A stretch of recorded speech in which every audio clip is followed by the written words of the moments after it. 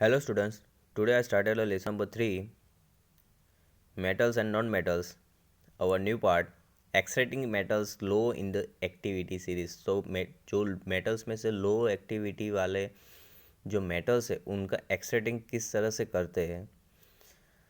तो metals low in the activity series are very unreactive.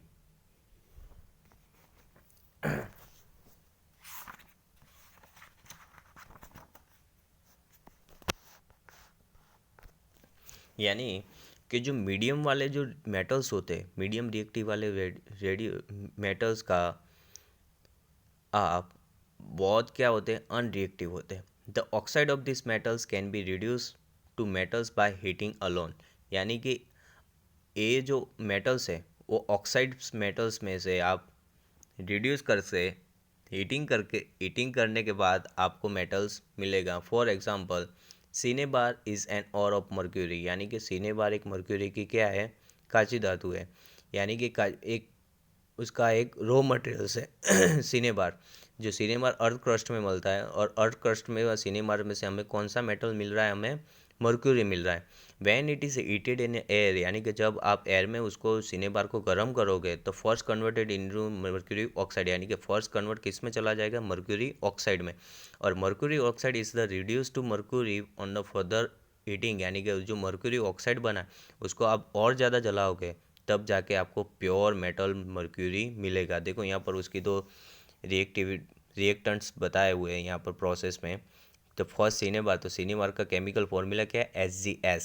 तो HgS को आप ऑक्सीजन में आप हीटिंग कर रहे हो तो फर्स्ट HgO प्लस 2SO2 यानी कि सल्फर डाइऑक्साइड. तो फर्स्ट आपको क्या मिला, मर्क्यूरी ऑक्साइड मिला. वही आपको मर्क्यूरी ऑक्साइड को आप हीट करने के बाद आपको देख रहे हो, देखो दूसरी सेकंड प्रोसेस में 2HgO हीट करने के बाद आपको क्या मिल रहा है, मर्क्यूरी मिल रहा है और प्लस ऑक्सीजन गैस क्या हो रहा है, प्रोड्यूस हो रहा है. Similarly copper which is found as a copper sulphide. आप कॉपर को किस फॉर्म में पहले मिलता है, कॉपर सल्फाइड के फॉर्म में इन नेचर में मिलता है. Can be obtain from its ore by just heating in air. यानी कि कॉपर सल्फाइड को ऑक्सीजन में आप जब हीट करते हो तो फर्स्ट आपको क्या मिलेगा, कॉपर ऑक्साइड मिलेगा प्लस सल्फर डाइऑक्साइड.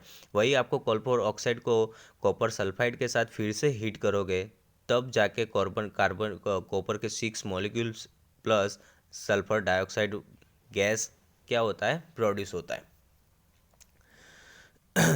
तो exciting in metals in low activity series. यानी कि जो मेटल्स के जो लो एक्टिविटी सीरीज वाले मेटल्स है उनका एक्साइटिंग करना वो बहुत ज़्यादा क्या है, डिफ़िकल्ट है. और फर्स्ट ऑफ ऑल तो कि जो मिडल लो एक्टिविटी सीरीज वाले जो मेटल है वो बहुत ज़्यादा क्या होते हैं, अनरिएक्टिव होते हैं. तो फर्स्ट ऑफ ऑल वो किस फॉर्म में मिलते हैं, हमें ऑक्साइड फॉर्म में मिलते हैं. यानी कि जो उसको क्या करना पड़ता है, पहले आपको गर्म करना पड़ता है. तो सीने बार में से हमें कौन सी मेटल मिल रही है, मर्क्यूरी मिल रही. तो उसी आपको सीने बार को आप फर्स्ट टाइम एयर में गर्म करते हो तो किस फॉर्म में मिलेगा, मर्क्यूरी ऑक्साइड फॉर्म में. उसी मर्क्यूरी ऑक्साइड को आप फिर से गर्म करोगे तब आपको किस फॉर्म में मिलेगा, प्योर मेटल यानी कि प्योर मर्क्यूरी मिलेगी. इसी तरह कॉपर कॉपर फर्स्ट हमें कॉपर सल्फाइड के नेचर के रूप में नेचर में हमें जो नेचुरली कॉपर किस फॉर्म में मिलता है, फर्स्ट कॉपर सल्फाइड के फॉर्म में हमें मिलता है. वही कॉपर सल्फाइड को आप ऑक्सीजन में हीट करोगे तो हीट करने के बाद आपको कौन सा मिलेगा, कॉपर ऑक्साइड मिलेगा. और सल्फर डाइऑक्साइड गैस वायु सल्फर जो डाइऑक्साइड गैस है वो क्या होगा, प्रोड्यूस होगा. वही कॉपर जो ऑक्साइड है उसको आप फिर से कॉपर सल्फाइड के साथ आप हीट करोगे तब जाते आपको प्योर कॉपर मिलता है. और उसके बाद सल्फर डाइऑक्साइड गैस क्या होता है, प्रोड्यूस होता है.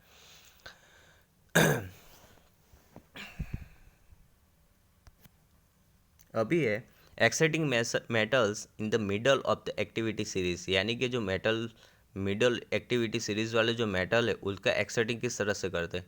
The metals in the middle of the activity series such as iron, zinc, lead, copper are moderately reactive.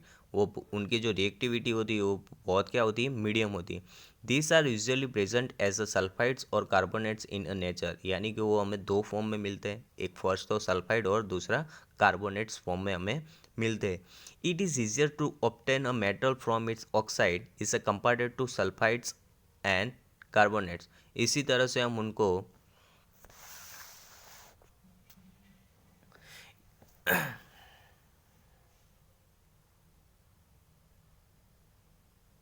यानी कि कोई भी मेटल्स उनका सल्फाइड और कार्बोनेट्स में से मिलने से ज़्यादा उनका जो ऑक्साइड फॉर्म में मिलते हैं, तो वो बहुत ज़्यादा क्या होता है, इजी होता है।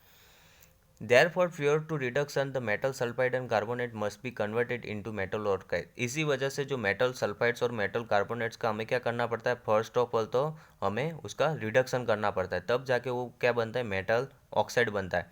The sulphide ores converted into oxide by heating strongly the presence of excess air. यानी कि जो सल्फाइड ओर वाले हैं उनको आपको बहुत ज़्यादा परसेंटेज में ऑक्सीजन में उनको क्या करना पड़ता है, हीट करना पड़ता है। This process is near staying rheostat, यानी इसी प्रोसेस को हम बोलते हैं रीहोस्टिंग। एंड द कार्बोनेट और change into oxide by heating strongly is limited air, यानी कि कुछ लिमिटेड एयर में आप कार्बोनेट और को जो हीट करोगे, this process is known as calcination, और उस प्रोसेस को हम क्या बोलते हैं, कैल्सिनेशन बोलते हैं। The chemical reaction that takes place during the roasting and calcination of zinc ores can be so as follows। यानी कि रोस्टिंग देखो यहाँ पर फर्स्ट जिंक जो मेटल है, तो फर्स्ट ऑफ ऑल जो जिंक सल्फाइड है, तो जिंक सल्फाइड के लिए कौन सी प्रोसेस है, रियोस्टिंग। तो उसको हम ऑक्सीजन में बहुत ज़्यादा ऑक्सीजन की वैल्यू में आप जब हीट करते हो, तो फर्स्ट ऑफ ऑल किस फॉर्म में मिलेगा, जिंक ऑक्साइड के फॉर्म में, plus sulphur dioxide gas produce होता है। उसका कैल्सिनेशन यानी किस फॉर्म में मिलता है आपको, कार्बोनेट फॉर्म में। यानी कि जिंक कार्बोनेट फॉर्म में आपको मिला है, तो उसको क्या करना पड़ेगा, कैल्सिनेशन करना पड़ेगा, बहुत कम वैल्यू में आपको हीट करना है, ऑक्सीजन की वैल्यू में लिमिटेड एयर में आप कन्वर्ट करोगे, तब जाके आपको क्या मिलेगा, जिंक ऑक्साइड मिलेगा, और कार्बन डाइऑक्साइड गैस क्या होगा, प्रोड्यूस होगा। तो ये दो रिएक्टेंट है। The metals oxides are then reduced to corresponding metals by using sustainable reducing agents such as carbon। For example, when zinc oxide is heated with the carbon, it is reduced to metallic zinc। यानी यानी कि देखो, आप देखा होगा कि zinc carbonate करने के बाद आपको जिंक ऑक्साइड मिला और कार्बन डाइऑक्साइड मिला है। किसी भी मेटल ऑक्साइड का आप रिडक्शन कार्बन के द्वारा करते हो, तो उसके द्वारा आपको फर्स्ट ऑफ ऑल क्या करना पड़ेगा, रिडक्शन करना पड़ेगा। जैसे कि जिंक ऑक्साइड को कार्बन के साथ आप हीट करते हो, तब जाके आपको क्या मिलेगा, तब जाके जो जिंक है वो उनका क्या हो जाएगा, रिडक्शन हो जाएगा। तो लास्ट में देखो यहाँ पर जिंक ऑक्साइड को कार्बन के साथ आप हीट करते हो, तो आपको क्या मिलेगा, जिंक प्लस कार्बन मोनोऑक्साइड। तो देखो, आपको किसी भी मेटल्स को योग्य ऐसे ही कुछ कॉरस्पॉन्डिंग मेटल्स को आप सस्टेनेबल रिड्यूसिंग एजेंट यानी कुछ ऐसे ही कार्बन के साथ आप हीट करते हो, तो तब जाके आपको मेटालिक ऑक्साइड मिलता है। और जैसे कि जिंक ऑक्साइड को आप कार्बन के साथ हीट करते हो, तो जिंक ऑक्साइड को कार्बन के साथ आप हीट करने के बाद आपको प्योर मेटल मिल जाएगा, यानी आपको जिंक मिल जाता है। इस तरह से आपको प्योर जिंक मिलता है। You already familiar with the process of oxidation and reduction explain in the first chapter. हमने फर्स्ट चैप्टर के बारे में हमें ऑक्सीडेशन और रिडक्शन अच्छे से पढ़ के आया है। Obtain the metals from then compound is also reduction process. तो कुछ मेटल्स के जो कंपाउंड है, तो उन कंपाउंड के से तो उस प्रोसेस को हम क्या बोलते हैं, रिडक्शन प्रोसेस मिलते हैं। Besides using carbon to reduce metal oxide to metals and sometimes displacement reaction can also be use. तो यानी कि हम कार्बन का इस्तेमाल करके मेटालिक ऑक्साइड का हम रिडक्शन करते हैं, तो बहुत ज़्यादा कई बार तो हमें डिस्प्लेसमेंट प्रोसेस का भी, डिस्प्लेसमेंट रिएक्शन का भी इस्तेमाल करना रहता है। The highly reactivity metals such as sodium, calcium, aluminium etcetera are use as a reducing. यानी कि बहुत हाई जो मेल्टिंग वाले हैं, हाई रिएक्टिविटी वाले में जो मेटल्स है, कौन कौन से, सोडियम, कैल्शियम, एल्यूमिनियम, ये जो लोग हैं उनको हम ऑक्सीडेंस रिडक्शन की जैसे रिडक्शन एजेंट की तरफ से यूज़ करते हैं। Because they can displace metals of lower reactivity from there compounds. यानी कि उनका जो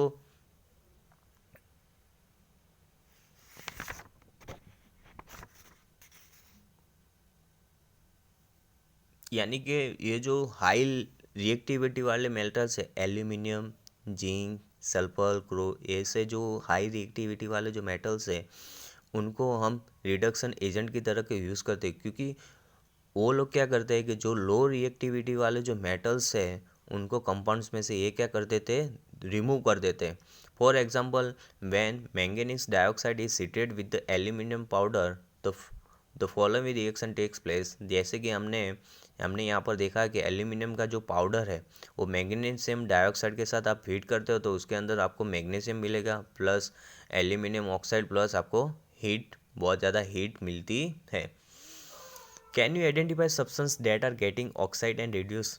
क्या आप ऐसे सब्सटेंस को पहचान सकते हो जो ऑक्सीडेशन भी करता हो और रिडक्शन भी करता हो? This displacement reactions are highly exothermic. इसी डिस्प्लेसमेंट रिएक्शन बहुत ज़्यादा, उसके अंदर से बहुत ज़्यादा क्या होती है, बहुत ज़्यादा हीट प्रोड्यूस होती है, इसलिए वो क्या उस प्रोसेस को हम क्या बोलते हैं, एक्सोथर्मिक प्रोसेस बोलते हैं। The amount of heat involve is so large that the metals are produce in the molten state. और उसके अंदर से बहुत ज़्यादा हीट प्रोड्यूस होती है, इसी वजह से जो आपको मेटल मिलता है वो किस फॉर्म में मिलता है, मेल्टन स्टेट में मिलता है। In fact the reaction iron oxide with aluminium is use to join railway tracks. यानी कि जो ऐसा ही एक रिएक्शन जो आयन ऑक्साइड का एल्यूमिनियम के साथ रिएक्शन करोगे तो इस रिएक्शन को हम कहाँ यूज़ करते हैं, रेलवे ट्रैक को ज्वाइन करने के लिए, या क्रैक मशीन पार्ट, यानी कि मशीन पार्ट को क्रैक हुए मशीन पार्ट को जोड़ने के लिए भी हम इस्तेमाल करते हैं। This reaction is known as thermite reaction. और उस रिएक्शन को हम क्या बोलते हैं, थर्मिट रिएक्शन।